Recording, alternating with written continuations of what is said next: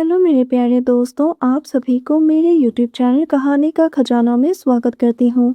I hope आप सभी लोग खुश होंगे, स्वस्थ होंगे। चलिए दोस्तों, आज आप सबको मैं एक नई कहानी सुनाती हूँ। मैं पहले जहाँ पर नौकरी करता था, वहाँ के बॉस बहुत ही खड़ूस थे, तो मैंने वो नौकरी छोड़ दी और मैंने दूसरी जगह पर सुपरवाइज़र की जॉब के लिए इंटरव्यू दिया और मुझे वो जॉब मिल गई। वहाँ पहले प्रभा नाम की लड़की सुपरवाइज़र की जॉब करती थी। उसका प्रमोशन हो गया और उसे कंपनी की हेड ऑफिस नोएडा भेज दिया। लेकिन जाने से पहले बॉस ने प्रभा से कहा कि मुझे ऑफिस का काम अच्छी तरह से समझा दे। प्रभा ने मुझे मेरा काम समझा दिया और साथ में अपना नंबर भी दिया और मैंने भी उसे अपना नंबर दे दिया। प्रभा बहुत ही गोरी और हॉट थी। हम दोनों का घर कोलकाता में ही था। कुछ दिनों के बाद प्रभा ने मुझे फ़ोन किया और पूछा, सुमित तुम्हारा काम कैसा चल रहा है? मैंने कहा बहुत ही अच्छा। धीरे धीरे हम दोनों की बातें होने लगी और हम दोनों एक दूसरे के बारे में अच्छे से जान चुके थे। फिर अचानक से उसने मेरी उम्र पूछा। मैंने कहा मैं 25 साल का हूँ। तो उसने कहा मैं तुमसे 2 साल बड़ी हूँ। उसने फिर से पूछा, तुम शादी कब कर रहे हो? मैंने कहा अभी तो मुझे सिंगल ही रहना है। मेरे सिंगल होने की बात सुनकर वो मुझसे और भी ज़्यादा बातें करने लगी। मुझे उसके साथ बातें करना बहुत ही अच्छा लगने लगा था। वो बहुत ही अच्छी और प्यारी थी। दोस्तों, चैनल पर पहली बार आए हैं तो इस वीडियो को लाइक, शेयर और सब्सक्राइब करें और एक प्यारा सा कमेंट ज़रूर कर दें।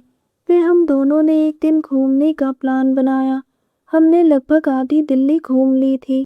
हमने खूब मस्ती की। जब हम दोनों बगीचे पर बैठे थे तो मैं उसकी गोद में सर रखकर लेट गया। उसने कुछ नहीं कहा क्योंकि प्रभा मुझसे प्यार करने लगी थी। फिर हम दोनों आपस में बात करने लगे। उसने कहा उसे कोलकाता जाने का बहुत मन करता है। उसके मम्मी पापा वहीं पर हैं और वो उन्हें बहुत मिस करती हैं।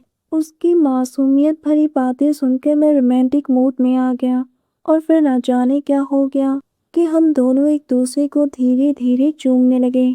बगीचे में बहुत सारे लोग थे तो कुछ देर के बाद हम दोनों अपने अपने घर आ गए। घर आने के बाद प्रभा ने मुझे फ़ोन किया और धीरे से पूछा, मैं तुम्हें कैसे लगती हूँ? मैंने कहा तुम बहुत ही अच्छी हो। तुम्हारे साथ मुझे बहुत ही सुकून मिलता है।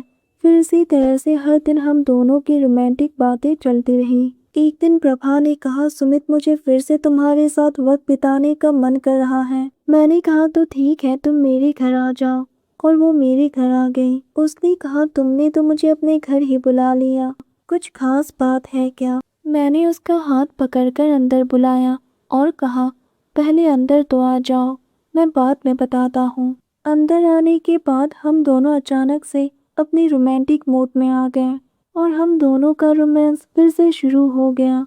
वो भी मेरा साथ देने लगी। उसके हर एक पर्दे कब और कैसे आज़ाद हो गए हमें पता ही नहीं चला। जब उसकी धड़कनें खुलकर मेरे सामने आया तो मैं भी एकदम से उतावला हो गया। मैंने भी जुनूनी अंदाज से उसकी नाजुक सी धड़कनों की टिप को और वो भी बुरी तरह से बेचैन हो गई। उसके बाद हम दोनों अपने ही धुन में खो गए और वो भी मदहोश होने लगी। उसके चेहरे पर एक अलग ही चमक थी।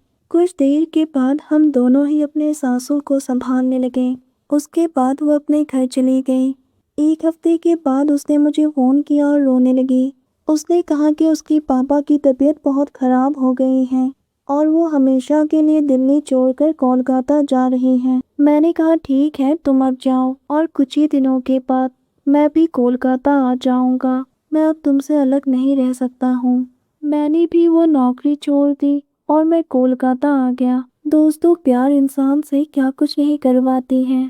प्रभा मुझसे उम्र में 2 साल बड़ी थी, फिर भी मैं उसके प्यार में पागल था।